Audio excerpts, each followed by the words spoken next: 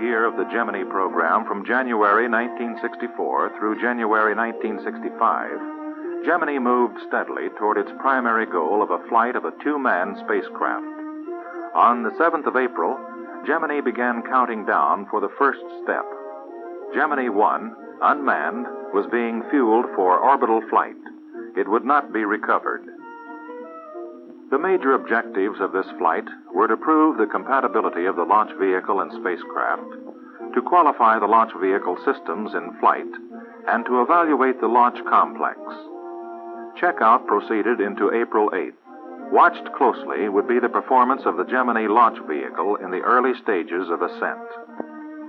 It incorporated design changes to correct the longitudinal oscillations encountered in early flights of Titan II. There were no major holes in the countdown. Within 1 second of the scheduled time, Gemini number 1 lifted smoothly off the pad. It rose high above Cape Kennedy, following the programmed flight trajectory for orbit. 5 minutes and 37 seconds later, spacecraft and Stage 2 of the launch vehicle entered orbit as planned. All purposes of the flight were attained. Launch vehicle oscillation was lower than predicted and well within limits for manned flight. GT-1 had now become the 133rd successful major launch of the National Aeronautics and Space Administration. The first Gemini flight inaugurated a concentrated year of successful testing, flight qualification, and hardware production. The second spacecraft moved to Complex 19. Before it was to be launched, Spacecraft 3 joined it at the Cape. The backup flight craft, 3A, was undergoing final tests by the contractor. It would first be used for altitude chamber tests. Concurrently, spacecrafts 4, 5, 6, 7, and 8 had moved into the White Room for final assembly and systems tests. Spacecraft 9 had started structural work on the cabin and rendezvous and re-entry sections. Structural weld assembly had begun on Spacecraft 10. 3 Gemini launch vehicles, 2, 3, and 4, underwent final testing at the contractor's facility and were accepted for delivery. They were followed by GLV-5, which was erected in the vertical test building, and by GLV-6, which was in pre-splice installation. Agena 5001 was successfully static fired at Santa Cruz, California, and scheduled for delivery as a test bed vehicle for facilities and equipment checkout. Agena 5002, which would be the first target vehicle launched for rendezvous, was undergoing modifications peculiar to the Gemini mission. Standard Launch Vehicle number 1 was accepted at the Cape in December. It was erected for pad validation checks. Astronaut training was reinforced by the delivery of essential hardware: 2 mission simulators, a translation and docking simulator, and a part task trainer. During the year, crews for the first 2 manned missions were selected. The program had given them the tools to prepare for the major Gemini objectives: a more sophisticated 2-man space mission which would demonstrate long-duration flights up to 2 weeks, maneuvering in space to rendezvous and dock with another vehicle, and performance of space tasks outside the vehicle. A glance at the spacecraft reveals that it may be divided into 2 main sections: the re-entry module and the adapter section, which mates with the launch vehicle. The adapter houses many of the spacecraft systems and the retrograde rockets. We may therefore subdivide it into retrograde and equipment sections. A full-scale engineering mock-up of the equipment section shows that it contains the electrical power source, elements for environmental control, and electronic components. 10 of the 16 thrust chambers used by the orbital attitude and maneuvering system are also located here. The remaining 6 thrust chambers in the adapter are housed in the retrograde section, along with the 4 solid propellant retrograde rockets. The re-entry module has 3 sections. The first is the cabin, a pressure vessel with 2 hatches for astronaut ingress and egress. Each hatch has a window. The interior of the cabin provides seating, instruments, and control panels for the command pilot and pilot. It also contains food, water, a waste management system, and survival equipment. Forward of the cabin is the reentry control section. It houses the propellant tanks and thrust chambers of the reentry control system. The final section of the spacecraft is the rendezvous and reentry section. It provides latching points for physically docking with the Agena target vehicle, a rendezvous radar package, and it houses the 3 parachute assemblies, drogue, pilot, and main parachutes. Only the cabin and reentry control section are recovered from a flight. All others are jettisoned during some phase of the mission. At McDonnell Aircraft Corporation, St. Louis, Missouri, sections of the spacecraft are manufactured on an assembly line basis. The sections are then moved into a clean room area for systems installation, systems tests, and final mating with other sections. All Gemini contractors follow clean room controls where external contamination can compromise the reliability of a part. After a component passes inspection in a contractor's clean room, the environment is maintained by sealing it in a plastic bag. It will be shipped to McDonnell, where it is tested again and installed in the Gemini spacecraft without breaking clean room integrity. As the individual sections move through workstations in the White Room, spacecraft systems are installed and tested. Each component is tested in the subsystem, then in the system stage. NASA engineers and inspectors monitor all tests, write up discrepancies where necessary, and check the cleanup. After the systems are tested in each section, the spacecraft is joined for the first time. Testing begins again, culminated by a simulated flight mission. Only after the spacecraft has passed the final cleanup after this test is delivery made. A spacecraft in launch configuration weighs about 7,000 pounds. The weight will vary considerably according to the experiments to be conducted on board and other requirements. The spacecraft is approximately 19 feet long and 10 feet in diameter, where it mates with the launch vehicle. The Gemini launch vehicle is a modified Titan II procured by NASA through the Air Force. It is man-rated to ensure the safety of the crews. Important among the modifications made to the GLV for manned flight is the addition of a backup flight control system. Both Stage 1 and Stage 2 are controlled in flight by gimbaling the thrust chambers of the aerojet engines. If the primary flight control system malfunctions, switchover is made to the spacecraft's inertial guidance system and to the backup autopilot. A malfunction detection system, here being monitored by test consoles, has also been added to underline safety. The MDS monitors the performance of all subsystems of the launch vehicle and displays a warning of abnormal conditions on the crew console. The complete malfunction detection system was flown open loop on the 2 unmanned flights in this period.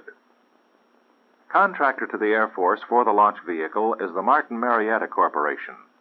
The fuel and oxidizer tanks for the 2 stages are manufactured at Denver, accepted by the Air Force and NASA, and then airlifted to Baltimore for splicing, manufacturing assembly, installation of the aerojet engines, and testing.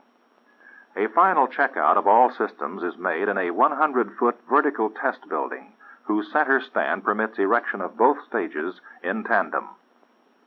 A simulated countdown and flight trajectory of the launch vehicle, with all systems operating except the engines, concludes weeks of intensive vertical testing. A vehicle acceptance team, composed of Air Force, Aerospace, and NASA members, review all test results. Discrepancies are noted. Upon their resolution by the contractor, the vehicle is signed off for delivery to Cape Kennedy. GLV-4 was accepted for delivery on December 13, 1964, and was followed in vertical testing by GLV-5. The 6th launch vehicle has been delivered from Denver, and it is in the pre-splice installation stage. After the first successful flight, major emphasis was placed on the launch of the 2nd spacecraft. Unlike the orbital mission, GT-2 was suborbital and would be recovered. As such, the primary purpose was to demonstrate that the reentry module would withstand maximum heating conditions of reentry. An ablative heat shield covers the larger diameter end, which enters the atmosphere first and bears the greatest thermal and pressure stress. Dish-shaped, it is manufactured from fiberglass honeycomb filled with silicon elastomer. The remaining outer shell of the cabin is covered with shingles of Rene 41, a heat-resistant alloy. The rendezvous and reentry section is constructed of a titanium alloy with outer shingles of beryllium. Beryllium is an element with the property of absorbing unusually high inputs of heat without rapidly increasing in temperature. A parallel purpose of GT2 was to further qualify the spacecraft systems for the first manned flight. Electronic simulators were included in the flight to measure many elements of crew participation. Among the major spacecraft systems are environmental control, electrical power, propulsion and control, guidance and navigation, communications and instrumentation, sequential system, pyrotechnics, escape system, and landing system. An important element of environmental control is the coolant system. This is, in reality, a thermal balance control system. For it not only cools the cabin, suits, and equipment, it also heats the cryogenically stored liquids, converting, for example, liquid oxygen to a gaseous state, which the astronauts can breathe. A coolant fluid is pumped from a reservoir through a closed-loop system. It flows through cold plates on which are mounted the electronic and electrical equipment, absorbing heat. It also flows through the space radiator. The space radiator is an integral part of the spacecraft structure in the adapter, equipment, and retrograde sections. It aids in maintaining proper temperature of the cooling liquid by causing it to lose heat in space. The environmental control system also furnishes oxygen to the cabin and pressure suits. In addition, it provides for waste management and supplies food and drinking water. Drinking water will be carried on the first manned flights in storage tanks in the cabin and adapter sections. On later flights, drinking water may be supplied as a byproduct of fuel cells, which will be the main source of electrical power. Fuel cells produce electrical power by uniting oxygen and hydrogen through catalytic electrodes. 2 such fuel cell batteries will be the main electrical source during the longer missions of 7 and 14 days. Silver-zinc batteries will supply supplementary and backup power. The fuel cells are in the adapter section. When this is jettisoned, the spacecraft switches to 4 of the backup batteries in the cabin section. Major elements of the propulsion and control system were tested by the flight of GT2. These were Orbital Attitude and Maneuver System, or OMS, Reentry Control System, RCS, and Attitude and Control Maneuver Electronics, which conveniently shortens to ACME. The Orbital Attitude and Maneuver System will give the command pilot an onboard capability of making maneuver changes as well as attitude and velocity changes after separation from the launch vehicle. The system has 16 thrusters located in the equipment and retrograde sections of the adapter. 8 thrusters, producing 25 pounds of thrust, control the spacecraft in pitch, roll, and yaw. The remaining 8 thrusters, producing either 100 pounds or 85 pounds of thrust, control the spacecraft in the vertical, up and down, and horizontal, left and right direction. They also speed up or slow down the spacecraft. Using these, Gemini can make orbital plane changes as well as orbital altitude changes to effect a rendezvous and docking maneuver with a target vehicle. During the year, the OMS system was thoroughly qualified by ground test for flight in GT2. The command pilot jettisons the adapter prior to re-entry, and the OMS thrusters are lost. He then switches to the re-entry control system to maintain attitude control. This has 2 independent systems. Each consists of 8 25-pound thrusters. The re-entry control system was qualified by a ground test program during the year. It would undergo a thorough flight test during the re-entry mission of Gemini II. Attitude and maneuver electronics direct firing commands to all thrusters. Commands may be initiated automatically by the spacecraft guidance system or manually by the crew. The guidance and navigation system is packaged in modular units and housed in the spacecraft cabin and rendezvous and recovery section. It includes a general-purpose transistorized computer of the binary digital type, an inertial measurement unit, horizon scanners, an L-band radar for rendezvous and docking maneuvers, and a time reference system providing time to go for mission events, and a Greenwich Mean Time clock. The inertial measurement unit provides attitude data with either inertial reference from the inertial platform or Earth vertical reference from the horizon scanners. It furnishes attitude and velocity information to the spacecraft computer and to the console displays. Located within the right crew station, the computer has a solid-state random access memory capable of storing over 160,000 information bits. Both the pilot and ground control can feed new information into the computer, keeping it updated with the mission at all times. It furnishes data to the command pilot for his use in controlling re-entry and landing the spacecraft within close limits of a designated point. Another important function of the computer is to receive and process data from the L-band radar during rendezvous. The Gemini spacecraft maintains contact with the ground through three systems: voice communications, beacons, and telemetry systems.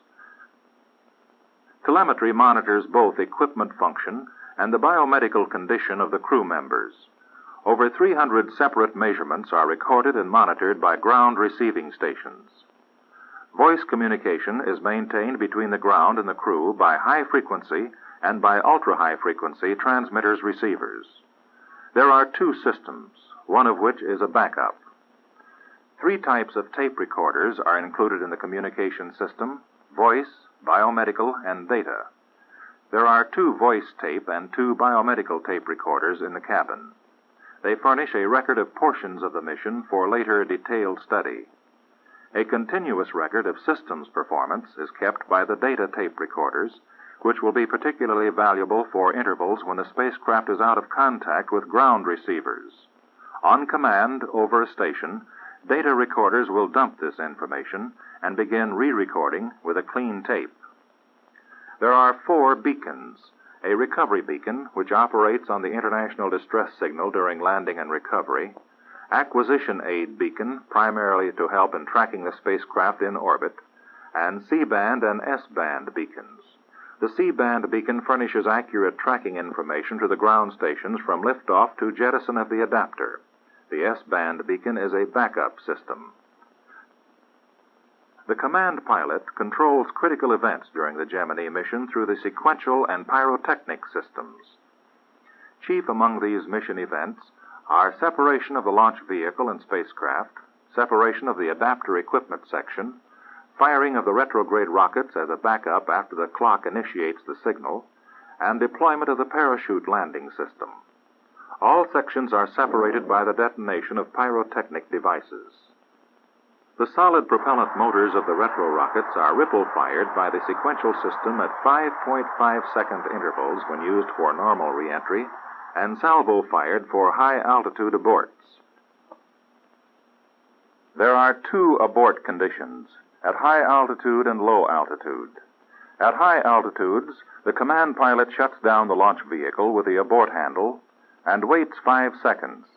He then separates the spacecraft from the launch vehicle, initiates re-entry, and flies the spacecraft in.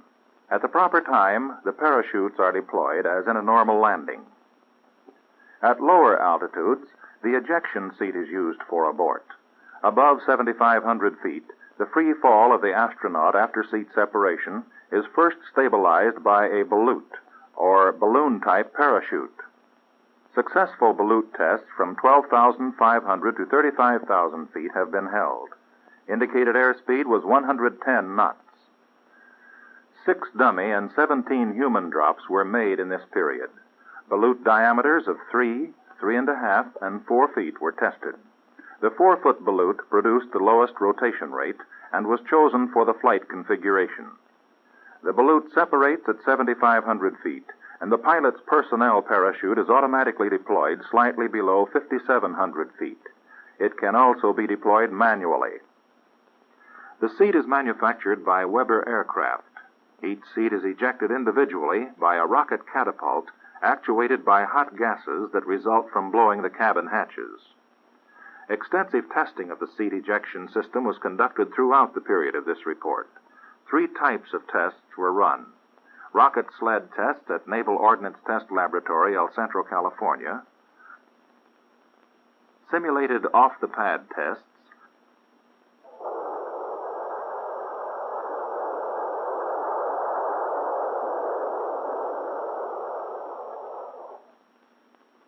And seat ejection from an F-106B aircraft.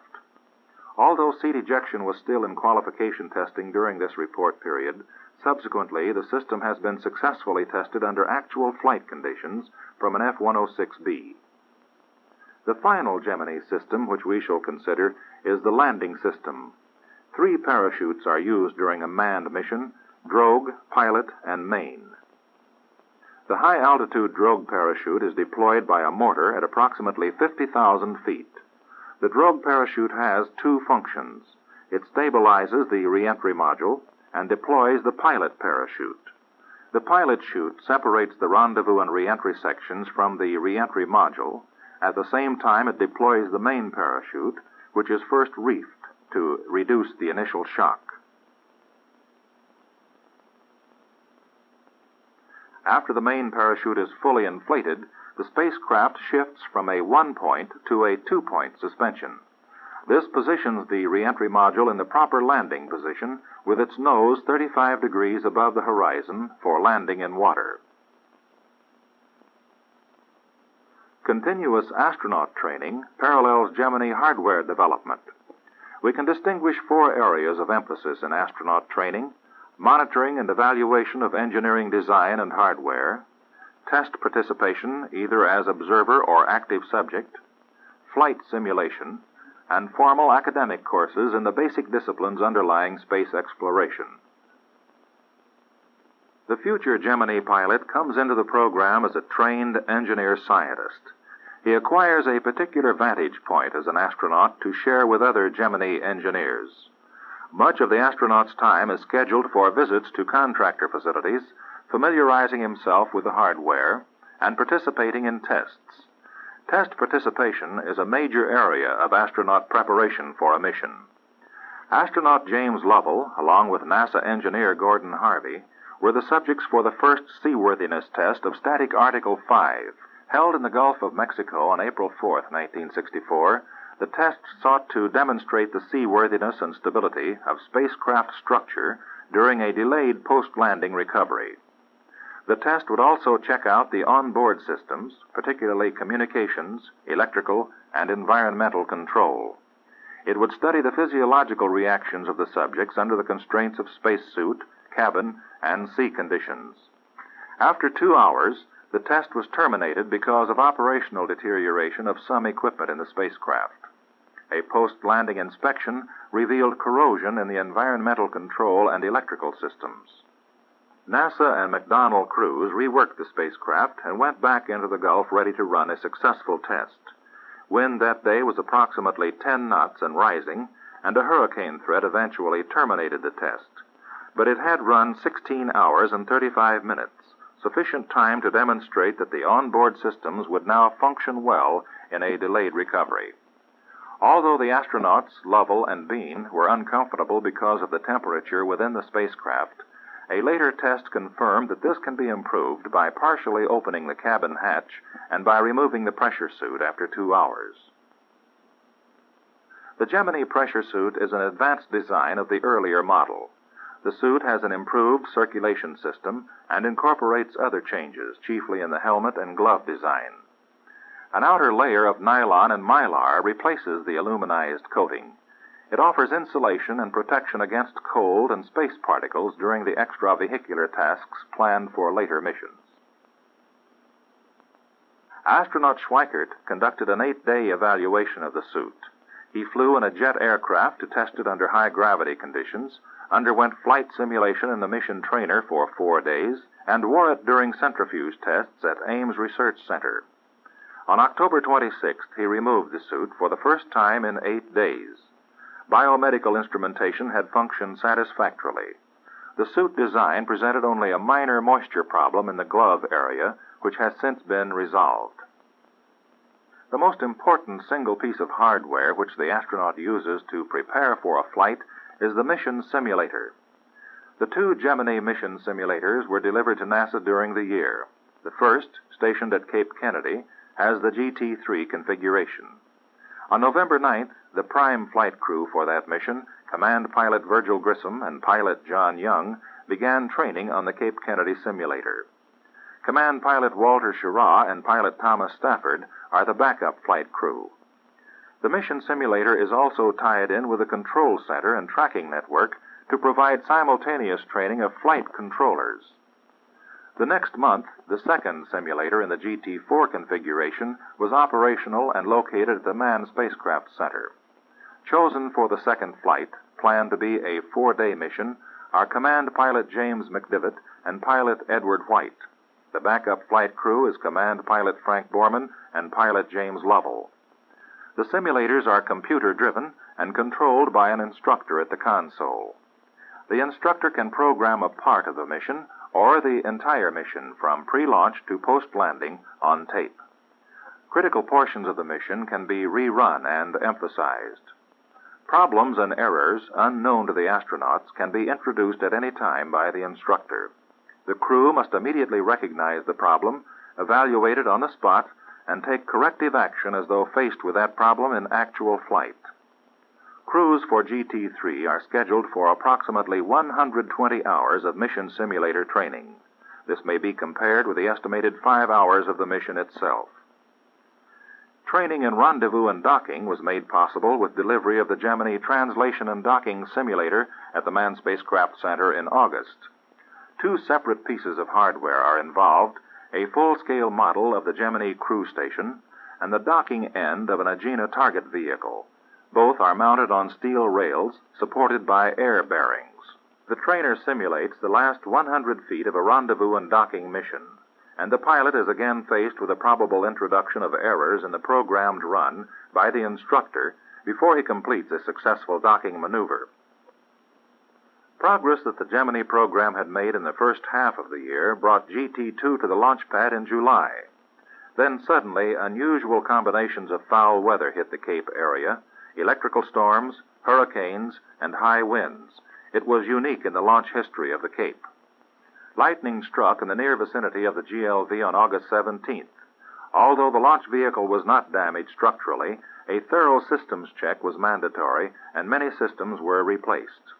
2 hurricanes swept in from the sea and over the launch complex before the checkout was completed. For safety, the vehicle was twice de-erected and stored in a hangar. GLV-2 was checked out for damage and recycled in test. After an attempted launch on December 9th was automatically shut down because of a primary hydraulic system failure in Stage 1, the final countdown for GT-2 launch began early in the morning of January 19th. At 4 minutes past 9 a.m. Eastern Standard Time, the launch vehicle lifted from the pad and began the powered phase of downrange flight.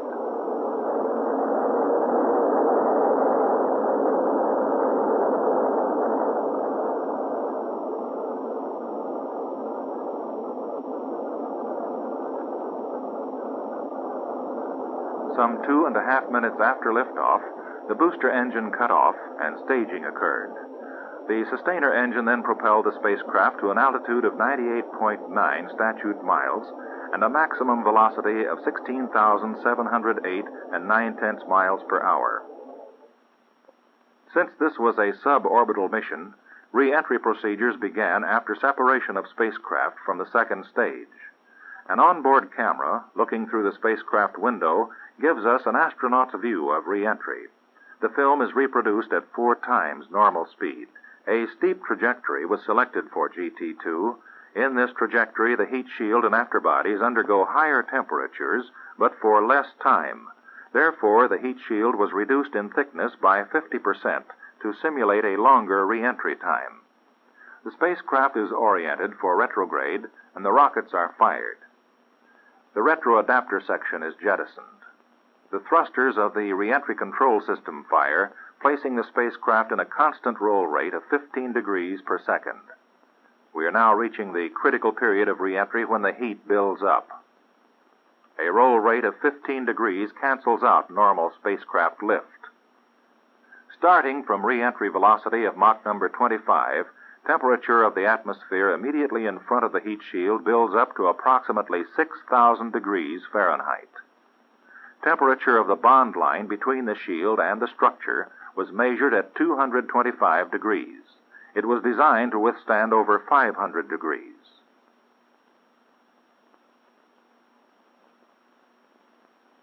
The roll rate now stops.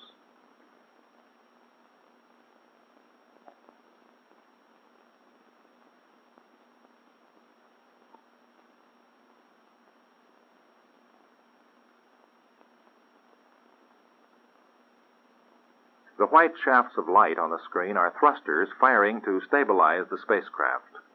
In the GT2 landing sequence, only 2 parachutes will be used. The drogue parachute is omitted. As we reach the parachute recovery stage, the 6-foot pilot parachute deploys, pulling away the rendezvous and re-entry section and deploying the main parachute. The spacecraft shifts to a 2-point suspension from the parachute and floats gently down to sea. As Department of Defense recovery forces waited along the flight path, the spacecraft landed about 20 miles west of the USS Lake Champlain in the prime recovery area. It had traveled 2,127 statute miles in little more than 19 minutes. Navy frogmen drop into the sea and attach a flotation collar to the spacecraft for additional stability. Other helicopters searching the area located the rendezvous and re-entry module about a half-mile from the spacecraft, and it is retrieved for study. The Lake Champlain, now in the area, pulled alongside the spacecraft. At 10:45 a.m., it lifted the spacecraft from the water by crane. In the days that followed, detailed analysis of the spacecraft confirmed the first impressions of NASA engineers on the deck of the Champlain. The mission, GT2, was a success.